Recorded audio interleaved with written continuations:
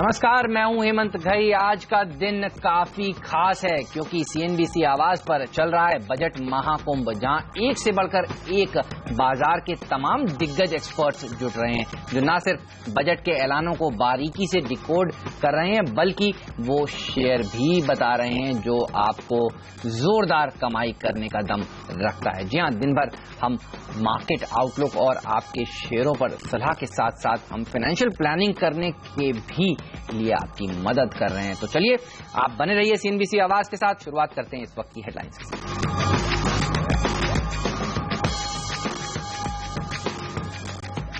मजबूत ग्लोबल संकेतों के बाद भी घरेलू बाजार में सुस्ती। सेंसेक्स निफ्टी में सीमित दायरे में हो रहा है कारोबार, लेकिन मिड कैप शेयरों में रौनक। मेटल्स और ऑटो शेयरों ने बनाया बाजार पर दबाव। अमेरिका में इन्वेंट्री डेटा से पहले कच्चे तेल में तेजी। अंतर्राष्ट्रीय बाजार में भाव करीब 1% तक चढ़ा। ब्रेंट में $60 के ऊपर कारोबार, लेकिन घरेलू बाजार में गिरावट। और रिकवरी की उम्मीदों को एक बार फिर लगा झटका। कोर सेक्टर की ग्रोथ 2.5% लुढ़ककर 1.8% पर आई। और ऑटो बिक्री के मिले जुले आंकड़े। मारुति टाटा मोटर्स ने बेची ज्यादा गाड़ियां, लेकिन एमएनएम ने किया निराश। बजाज ऑटो की कुल बिक्री 22% लुढ़की। हीरो मोटो ने भी किया निराश। और आज सीएनबीसी आवाज पर लगा है बजट महाकुंभ। आज दिन भर बजट के ऐलानों का होगा बारीकी से विश्लेषण। जाने माने एक्सपर्ट्स बताएंगे कमाई के बेहतरीन मौके, फाइनेंशियल प्लानिंग में भी करेंगे मदद।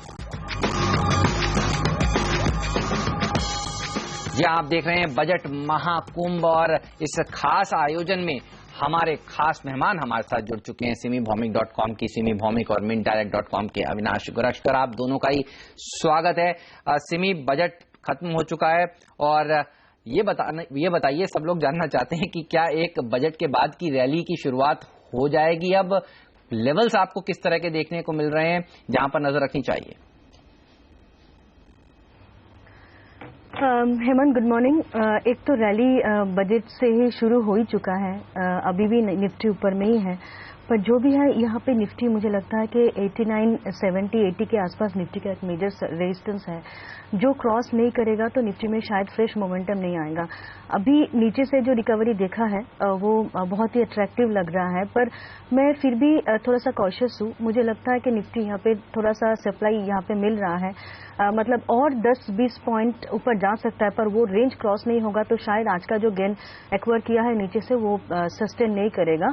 ओवरऑल व्यू मेरा पॉजिटिव ही है और मुझे लगता है कि निफ्टी नीचे जाने से 8900 से 8880 के बीच में सपोर्ट ले सकता है।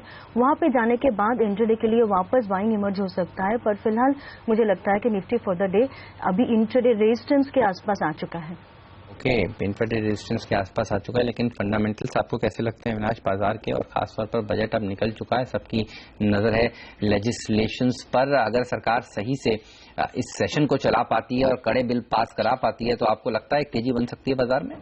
नहीं, बिल्कुल हेमंत। आई थिंक बजट के बाद ये काफी बड़ा इवेंट मार्केट के लिए होगा। इस सेशन में अगर लैंड रिफॉर्म बिल या इंश्योरेंस बिल पे क्लियरेंस मिलता है तो मुझे लग रहा है कि मार्केट्स को एक काफी बड़ा सेंटिमेंटल बूस्टर मिलेगा।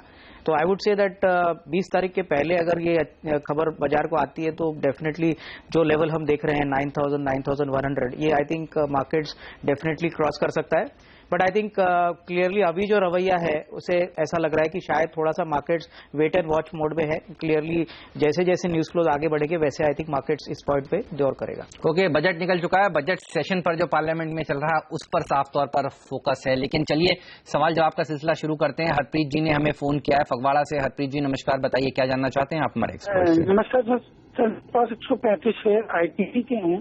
ओके, 135 400 शेयर है 135 रुपये का। जी जी। तो सर मैं जानना चाहता हूँ इसका फ्यूचर है, क्योंकि ये पहले 409 से नीचे आ गया है। ओके, और आपने कितने समय पहले इसे खरीदा था? मेरे को 4 साल हो गए सर। 4 साल हो गए आपको इस शेयर को होल्ड करने किया है आपने। अच्छा मुनाफा भी आपको हो रहा है, लेकिन थोड़ा सा जरूर निराश है क्योंकि जिस तरह से पिछले 2-3 ट्रेडिंग सेशंस में ये पिटा है बजट के बाद, अब क्या करें, ये रणनीति जानना चाहते हैं। लंबी अवधि का नजरिया अविनाश बताइए, क्या करना चाहिए इन्हें?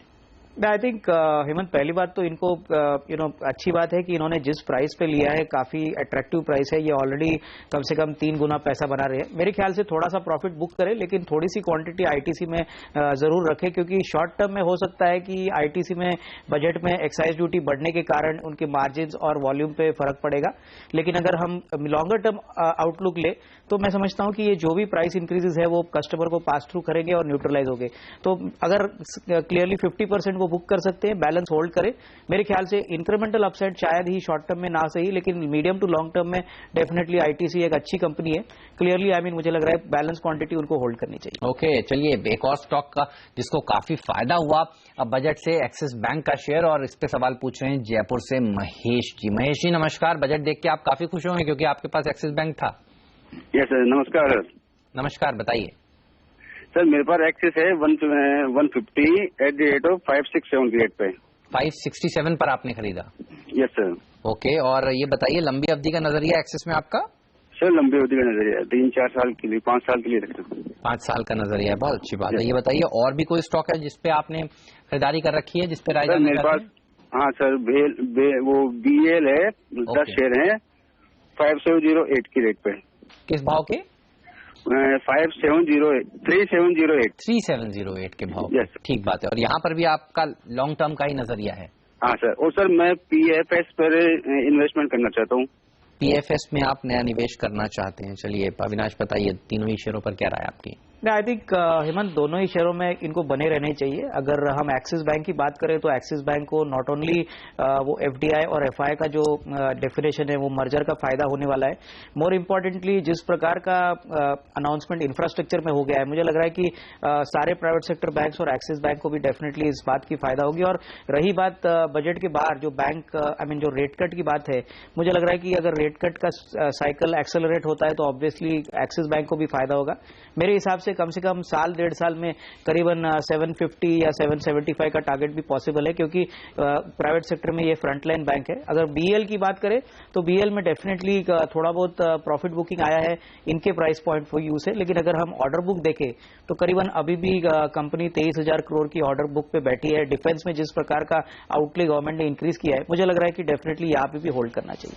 ओके, और PFS यहाँ पर खरीदारी करना चाहते हैं, PTC इंडिया फाइनेंशियल सर्विसेज में खरीदना चाहिए लंबी अवधि के लिए? आई थिंक बिल्कुल, अगर लंबी अवधि की बात है तो अगर साल 2 साल की अगर इनकी इनका इन्वेस्टमेंट होराइजन है तो ही खरीदे, क्योंकि मैं समझता हूं कि ये एक स्लो मूविंग काउंटर है। जी तो डेफिनेटली बाय कर सकते हैं। ओके, चलिए ये राय निकल कर आ रही है, आप यहाँ पर खरीदारी कर सकते हैं लंबी अवधि का नजरिया अगर आपका हो तो। आज भी शेयर करीब 5%, 6% बल्कि मजबूती के साथ ट्रेड करता हुआ। राहुल जी ने हमें हैदराबाद से इसी बीच में फोन किया है। राहुल जी नमस्कार, बताइए आप क्या जानना चाहते हैं? Good morning sir. Good morning. हमारी SBI okay 150 shares at the rate 306 जी, and my views for medium term. Okay, medium term का नजरिया है। सिमी हमने देखा है थोड़ा बहुत दबाव PSU बैंकिंग स्टॉक्स में देखने को मिल रहा है, लेकिन SBI के नंबर्स काफी अच्छे आए थे। ये बताइए मीडियम टर्म में किस तरह के रिटर्न्स की अपेक्षा इनको करनी चाहिए? देखिए, मुझे लगता है कि स्टेट बैंक का भी जो चार्ट है बहुत ज़्यादा अट्रैक्टिव तो नहीं है, पर फिर भी मैं ये कहूँगी कि यहाँ से अगर आपको 10-15 रुपया नीचे मिल भी जाए तो भी वो यूज़ करना चाहिए बाइंग अपॉर्चुनिटी के लिए, क्योंकि मुझे लगता है कि यहाँ से रैली 325 से 40 तक वापस जा सकता है। इनफैक्ट शॉर्ट टर्म में भी हो सकता है कि ये स्टॉक वहाँ पे जाके सेटल करेगा, पर अभी चार्ट जहाँ पे है एक बार वापस नीचे का लेवल दिखा सकता है, क्योंकि बजट के बाद भी इसमें कोई अच्छा बूस्ट नहीं मिला जैसे एक्सिस और दूसरा प्राइवेट बैंक को मिला है।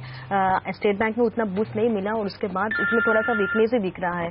तो मुझे लगता है कि आपका जो नजरिया मीडियम टर्म का है उसके लिए आप वेट कीजिए। आपका स्टॉप लॉस 280 के आसपास का होना चाहिए, मतलब उसके नीचे होना चाहिए, क्योंकि वही रिसेंट लो था, और आपका टारगेट 325 से 340 के बीच में होना चाहिए एक short to medium term perspective अगर आपका है।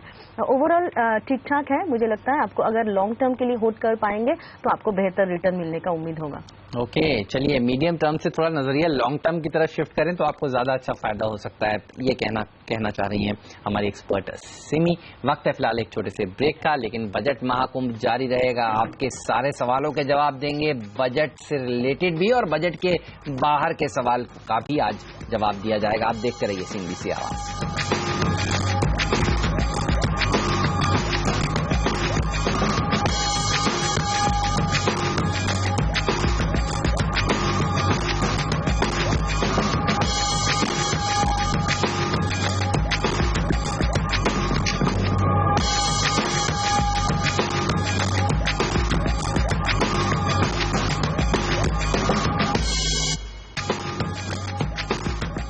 स्वागत है आप सभी का CNBC आवाज पर। आप देख रहे हैं बजट महाकुंभ और काफी सारे दर्शक हैं जो इस महाकुंभ में हमसे जुड़ रहे हैं।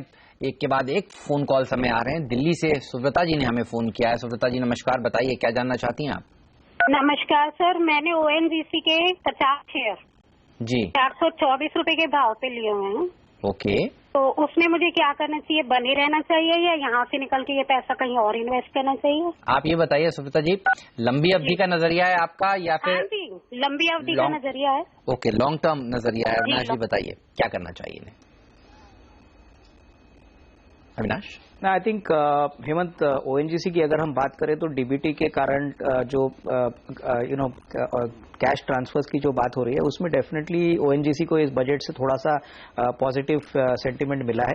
लेकिन अगर हम नतीजों की बात करें तो Q3 थोड़े से डिसअपॉइंटिंग थे। इनका अगर लंबा नजरिया है तो मैं इनको राय दूंगा कि थोड़ा सा एवरेज भी करें, क्योंकि इनकी बाइंग प्राइस काफी ऊपरी लेवल की है 424। अगर थोड़ा सा एवरेज कर सकती है तो इनकी बाइंग प्राइस थोड़ी कम हो जाएगी। और अगर साल 1.5 साल का व्यू अगर ये रखती है तो ONGC डेफिनेटली एक नवरत्न PSU है, अच्छे डिविडेंड्स देती है। और आगे चल के मैं समझता हूँ ऑयल एंड गैस स्पेस में जिस प्रकार के ऑयल रिफॉर्म्स और भी आने बाकी है, यहाँ पे डेफिनेटली ONGC को फायदा होगा। हालांकि अर्निंग्स में शायद 1-2 क्वार्टर्स के लिए कंपनी की अर्निंग्स थोड़ी डिप्रेस रहेगी, लेकिन लॉन्गर टर्म प्रोस्पेक्ट्स काफी अच्छे। चलिए घबराइए मत, लंबी अवधि के लिए अच्छा शेयर आपने चुना है, होल्ड करिए, पेशेंस रखिए, ये शेयर आपको अच्छा पैसा बना कर देगा। ये रहा हमारे एक्सपर्ट की तरफ से। चंदन रॉय जी ने कोलकाता से हमें फोन किया है। रॉय साहब नमस्कार, बताइए आप क्या जानना चाहते हैं? नमस्ते हेमंत जी। नमस्ते। नमस्ते। हाँ, मैं जानना चाहता हूँ, मैं तो मेरा पास भेल है, BHEL है 485 क्वांटिटी, 550 पे भाव पे लिया। ओके। हाँ, तो बहुत साल हो गया, ऊंचे भाव पे आपने लिया हुआ था, ठीक बात। हाँ, तो अविनाश जी आपको चैनल के मैंने मेरा साथ बातचीत हुआ अविनाश जी को साथ, तो उनको बोला जो मैंने बजट के बाद अब डिसाइड करेगा क्या करेगा। ओके, तो आपने अब बजट के बाद फोन किया और अब आप जानना चाहते हैं कि क्या करना चाहिए। चलिए, तो टेक्निकली एंड फंडामेंटली सर यदि दोनों ही आप राय जानना चाहते हैं। चलिए अविनाश जी से शुरू कर लेते हैं। पहले फंडामेंटली बजट में फोकस रहा है इंफ्रास्ट्रक्चर पर और कैपिटल गुड्स शेयरों में कल हमने एक अच्छी रौनक भी देखी थी। ये बताइए क्या लगता है, इनका लेवल काफी ऊपर का है, 500 रुपए से प्लस का भाव है। इनका लेवल काफी ऊपरी लेवल का है। मेरी राय में आई थिंक क्लियरली इन्होंने शायद कंपनी सही चुनी, लेकिन टाइमिंग शायद उनकी राइट नहीं थी। मेरी राय में आई थिंक मैं उनको लॉस बुक करने को नहीं कहूंगा। अगर कम से कम साल 1.5 एवरेजिंग कर लेनी चाहिए, क्या अच्छी कंपनी है, क्वालिटी कंपनी है, खरीदना चाहिए और शेयर। कंपनी बिल्कुल अच्छी है हेमंत, लेकिन अगर अभी ये एवरेज नहीं करते हैं तो मेरे ख्याल से इनकी जो बाइंग प्राइस है वो काफी ऊपरी है। तो मैं उनको यही राय दूंगा कि थोड़ा सा क्वांटिटी एवरेज करे। इन्होंने इतना लंबा समय इंतजार किया है तो शायद और 1.5-2 साल इनको शायद करना पड़े। लेकिन क्लियरली जो कैपिटल गुड सेक्टर है, यहाँ पे डेफिनेटली जो अनाउंसमेंट बजट में आए हैं और जिस प्रकार का मैक्रो इकोनॉमिक पिक्चर अभी सामने आ रहा है, मुझे लग रहा है अगर इंडिया की इकोनॉमी 7-8% से ग्रो करती है तो ऑब्वियसली कैपिटल गुड सेक्टर को फायदा होगा। तो I would say he should definitely hold on, but average at the current levels, I mean then only he can make a decent upside. कौन से भाव पर एवरेज करें, यही सबसे बड़ा सवाल होता है। सिमी आप बताइए चार्ट्स पर आपको कैसा लगता है ये शेयर, और अगर आप इनकी जगह होती तो आप भी क्या एवरेजिंग करती हैं, आप एक बार लॉस बुक कर लेती? जी बिल्कुल मैं एवरेज करने का सोचती, क्योंकि ये जो मतलब स्ट्रक्चर है मुझे लगता है कि इसका एक मेजर सपोर्ट करीब 260 से 250 के बीच में है और शॉर्ट टर्म में उस रेंज में वापस अगर ये स्टॉक मिलता है, क्योंकि मिलने का उम्मीद है पूरा ये ऑलमोस्ट रेजिस्टेंस के आसपास आ चुका है। कोई भी प्रॉफिट टेकिंग यहाँ से, जैसे निफ्टी भी रेजिस्टेंस में है, यहाँ से अगर मार्केट में करेक्शन आ जाए तो हो सकता है कि भेल में भी थोड़ा सा करेक्शन वापस मिल जाए। पर मुझे लगता है कि 260 से 250 का जोन में वापस बाइंग डिस्ट्रैक्ट होगा और वहाँ पे अगर ये स्टॉक वापस मिलता है तो वापस बाइंग करने के लिए सोचना पड़ेगा, क्योंकि मेरा टारगेट शॉर्ट टर्म के लिए 290 से 300 का है।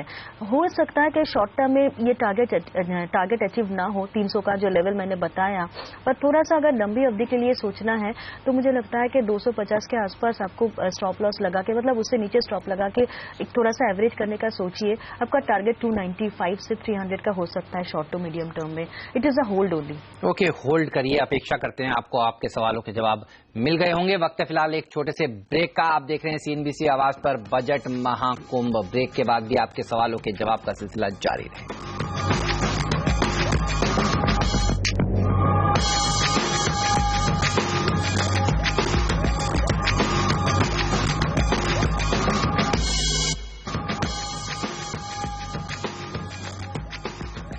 स्वागत है आप सभी का CNBC आवाज पर। करीब 40 अंकों पर सेंसेक्स और बिल्कुल सुस्ती के साथ फ्लैट ट्रेड कर रहा है निफ्टी इस समय, लेकिन मिड कैप शेयर में काफी एक्शन देखने को मिल रहा है। 0.5% मजबूत है ये सूचकांक। TVS मोटर एक ऐसा स्टॉक जो अब 9% मजबूत है। जस्ट डायल जैसे शेयरों में भी 3% की मजबूती देखने को मिल रही है। अरविंद, हेवल, CESC जैसे कुछ और काउंटर्स हैं जो 2 से 3% मजबूत हैं, जिनके हाईएस्ट लेवल पर ये शेयर इस समय ट्रेड करते हुए। चलिए सवाल जवाब का सिलसिले को आगे बढ़ाते हैं। जोधपुर से अशफाक जी ने हमें फोन किया। अशफाक जी नमस्कार, बताइए आपका क्या सवाल है। हाँ सर नमस्कार जी। मैंने वो सर ये फोन काटना मत सर, है ना? नहीं बिल्कुल नहीं, बताइए सर। वो टाटा मोटर्स का सवाल था आपने जो हमें भेजा था। हाँ सर। किस भाव के शेयर हैं आपके पास और कितनी क्वांटिटी है? जी तो अभी बैंक ऑफ इंडिया का लिया जी आज।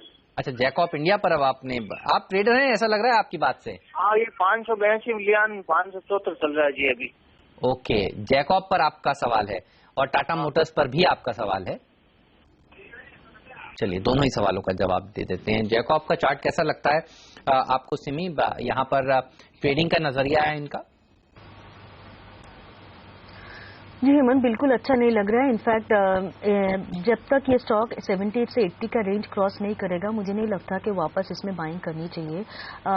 इनफैक्ट अगर कोई रैली मिलता है शॉर्ट टर्म में, कोई रिलीफ रैली मिलता है तो एग्जिट करने लायक है। वो एग्जिट करने के लिए यूज करना पड़ेगा। मेरे तरफ से इसमें होल्ड करने का कोई सवाल नहीं है, निकल जाइए अगर आपका ये ट्रेडिंग पोजीशन है तो। ओके, और 582 पर टाटा मोटर्स के भी स्टॉक इन्होंने खरीद रखे हैं। सिमी, यहाँ पर क्या राय होगी टाटा मोटर्स में? देखिए हेमंत, टाटा मोटर्स थोड़ा सा वॉलेटाइल है जरूर, पर मुझे लगता है कि 570-75 के आसपास जहाँ पे ये स्टॉक ट्रेड कर रहा है, यहाँ पे मैं इसमें सिर्फ एक ही सलाह दे सकती हूँ कि अगर कोई डिप मिलता है तो यहाँ पे खरीदारी करनी चाहिए। मेरा टारगेट मिनिमम 610 का है। वो हो सकता है कि बहुत ही शॉर्ट टर्म में आपको ये टारगेट मिल जाएगा। 575 से 565 के बीच में सपोर्ट है, मेजर सपोर्ट है। वो सपोर्ट शायद टूटेगा नहीं शॉर्ट टर्म में। अगर टूट गया तो 555 का मेरा स्टॉप लॉस फॉलो कीजिएगा। मेरे ख्याल से टाटा मोटर्स नीचे बाई करने का ही सोचना पड़ेगा, क्योंकि ये जो वीकनेस है वो वॉलेटिलिटी के लिए आपको नीचे मिल रहा है। यहाँ से वापस ये रिकवर जरूर करेगा।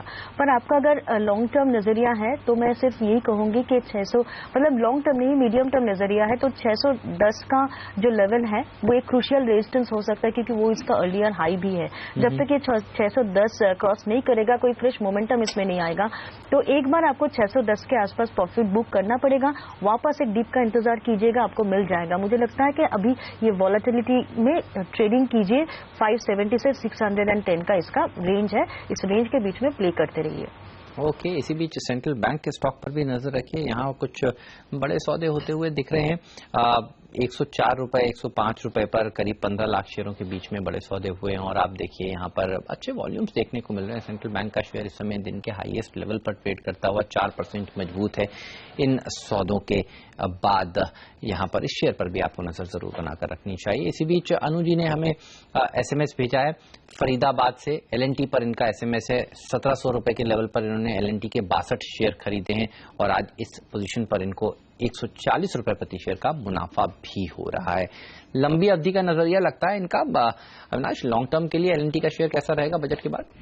आई थिंक लॉन्ग टर्म के लिए डेफिनेटली इनको होल्ड करना चाहिए हेमंत। आई थिंक हालांकि प्रॉफिट 150 रुपए का हो रहा है, बट अगर हम बड़ा पिक्चर देखें और नेक्स्ट 12-15 मंथ्स का आउटलुक देखें पूरा मैक्रो इकोनॉमी पे और जिस प्रकार का ग्रोथ इंफ्रास्ट्रक्चर और क्लियरली एल&टी डिफेंस में भी ऑपरेट करता है, तो मुझे लग रहा है मीडियम टर्म में कम से कम 12 से 15 महीने में करीबन 2000-2050 का टारगेट भी पॉसिबल है।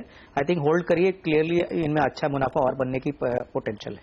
ओके, चलिए ये राय एल&टी पर निकल कर आती हुई वक्त है फिलहाल एक छोटे से ब्रेक का। बजट में टूरिज्म इंडस्ट्री के लिए भी कई बड़े ऐलान निकल कर आए और इस बार नहीं बल्कि पिछले बजट में भी हमने देखा था टूरिज्म इंडस्ट्री को काफी फोकस दिया गया था।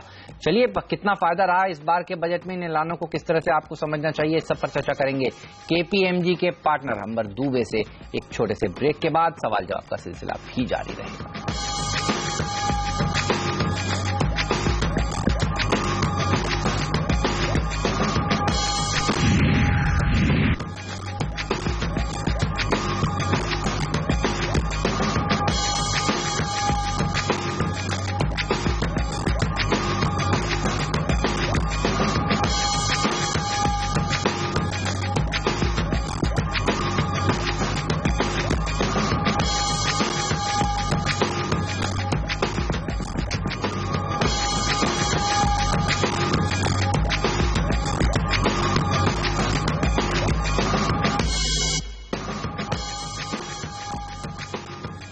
स्वागत है आप सभी का सीएनबीसी आवाज पर। आप देख रहे हैं बजट महाकुंभ और आज इस महाकुंभ में काफी सारे दर्शक हैं जो अपने सवालों के जवाब जानना चाहते हैं और हमें लगातार फोन कर रहे हैं। कोल इंडिया पर सवाल है प्रदीप गुप्ता जी का। गुप्ता जी नमस्कार, कहाँ से फोन कर रहे हैं आप, ये भी बताइए और अपना पूरा सवाल बताइए। नमस्कार सर जी, मैं कटनी मध्य प्रदेश से बोल रहा हूँ। ओके, नमस्कार, बताइए। ये कोल इंडिया सर जी खरीदे कैसे रहेगा?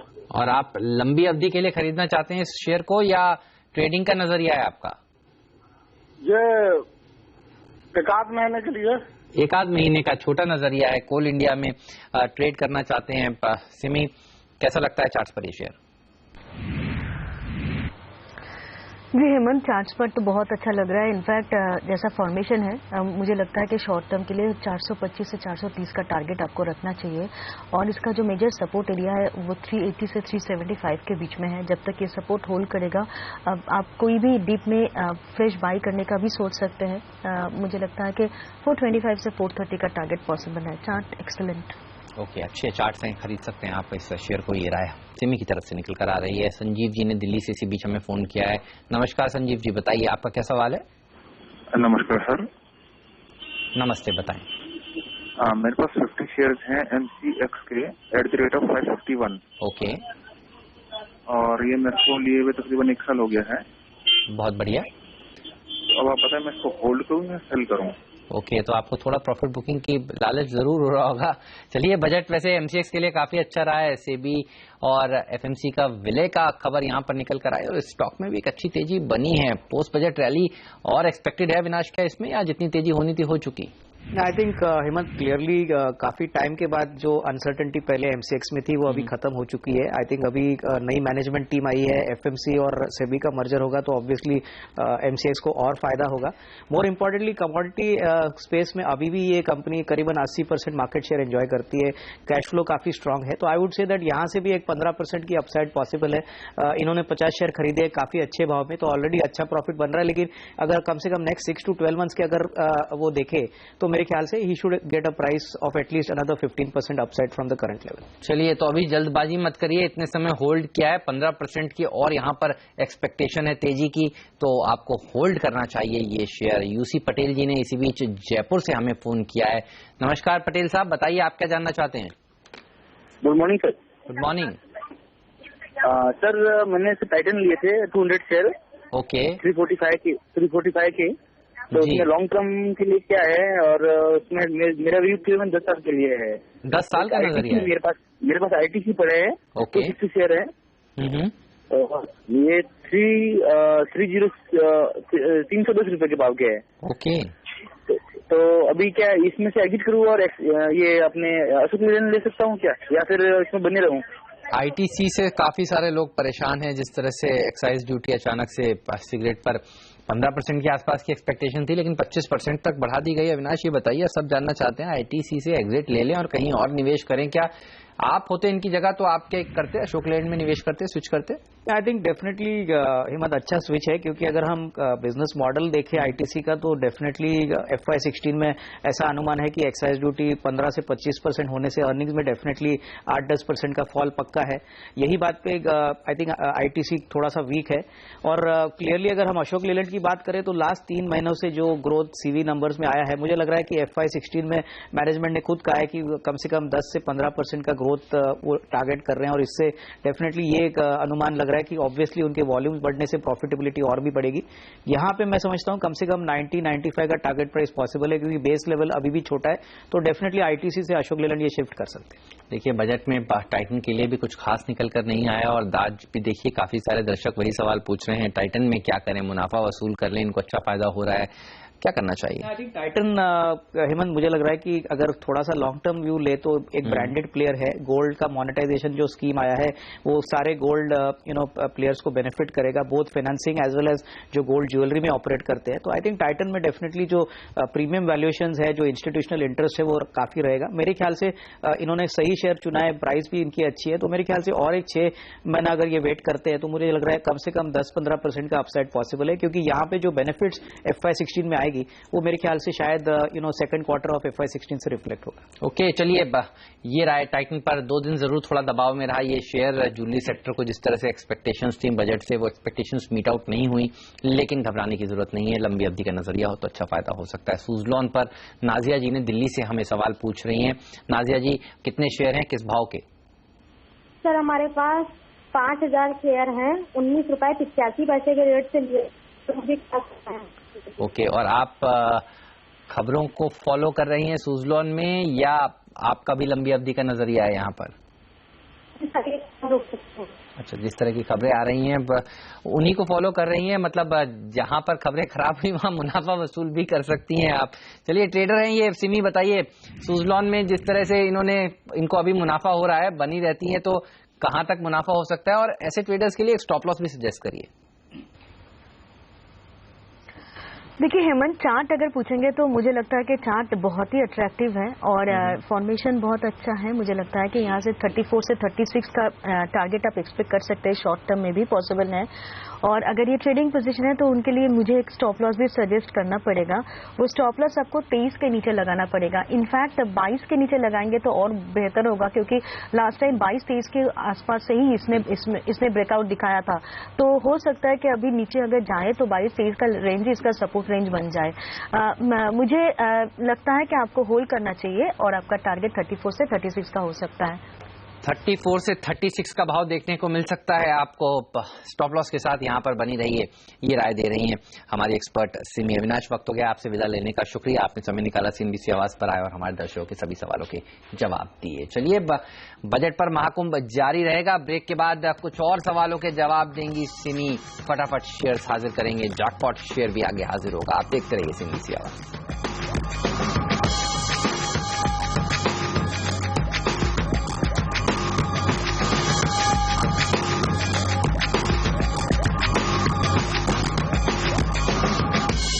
स्वागत है आपका CNBC आवाज पर। आप देख रहे हैं बजट महाकुंभ। हम चर्चा कर रहे हैं उन सेक्टर्स की, स्टॉक्स की जिनको काफी फायदा हुआ है इस बजट से, और उन स्टॉक्स की भी जिनको निराशा हाथ लगी। एक सेक्टर जिसको काफी फायदा हुआ है वो है टूरिज्म इंडस्ट्री। मोदी सरकार का फोकस पहले से ही टूरिज्म इंडस्ट्री पर बना हुआ था और बजट में टूरिज्म इंडस्ट्री के लिए कई बड़े ऐलान भी किए गए हैं। सरकार ने वीजा ऑन अराइवल को 150 देशों के लिए बढ़ाया है और टूरिज्म इंडस्ट्री को बजट में भी 33% की बढ़ोतरी मिली है एलोकेशन में। जी हाँ, बजट के इन ऐलानों का किस तरह से मतलब निकालना चाहिए? टूरिज्म इंडस्ट्री दरअसल काफी बड़ी है, इसको किस तरह से आप देखना चाहिए आपको, इस सब पर चर्चा करते हैं। हमारे साथ KPMG के पार्टनर अंबिर दुबे जुड़ चुके हैं। दुबे साहब, स्वागत है आपका CNBC आवाज पर।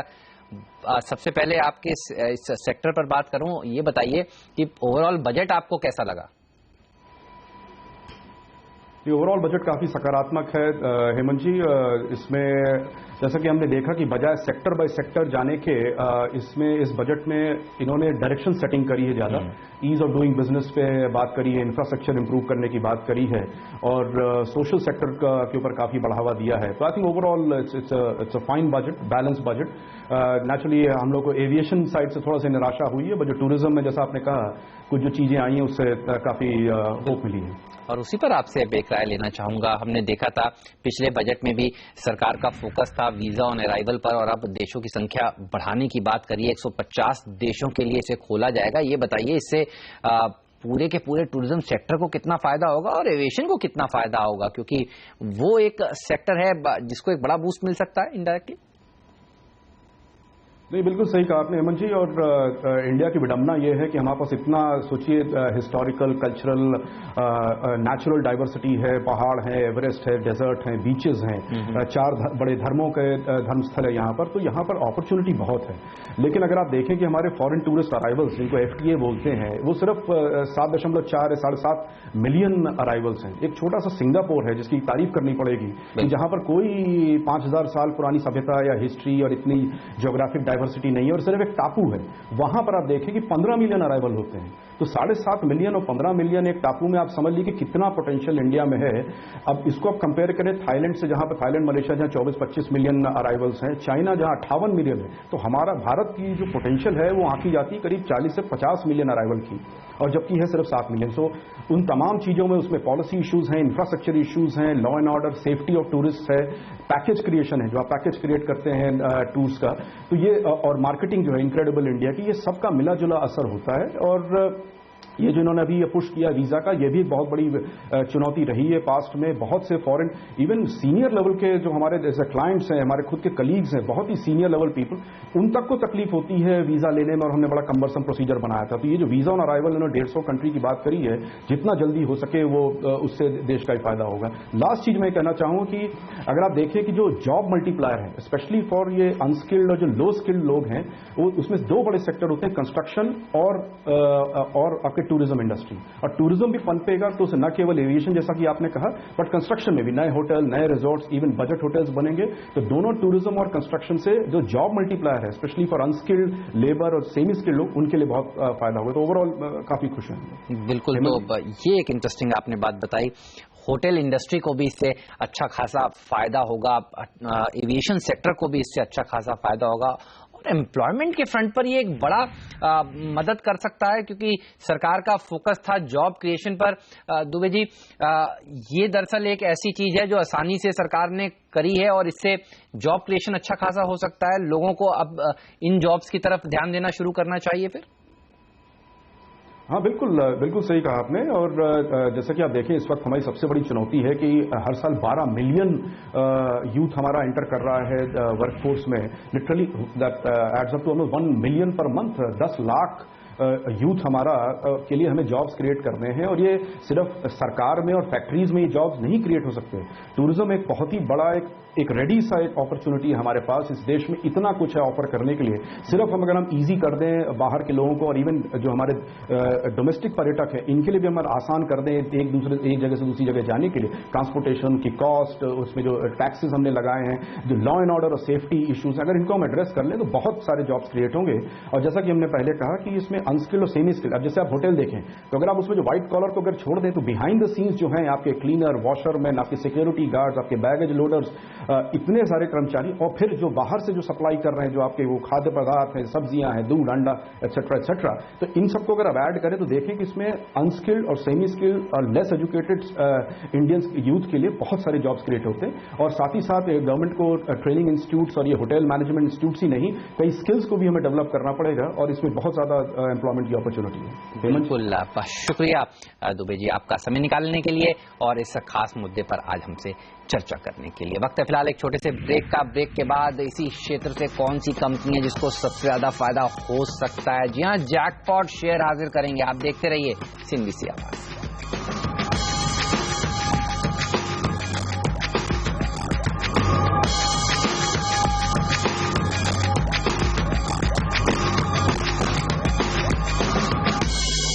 स्वागत है आपका सीएनबीसी आवाज पर। जी हां, आप देख रहे हैं बजट महाकुंभ और वक्त हो गया है आज के जैकपॉट शेयर जानने का। जैकपॉट शेयर वो होते हैं जो आपको बेहतरीन रिटर्न कमा कर देते हैं, ना सिर्फ छोटी अवधि में बल्कि लंबी अवधि में। चलिए सीधे चलते हैं वरुण दुबे के पास।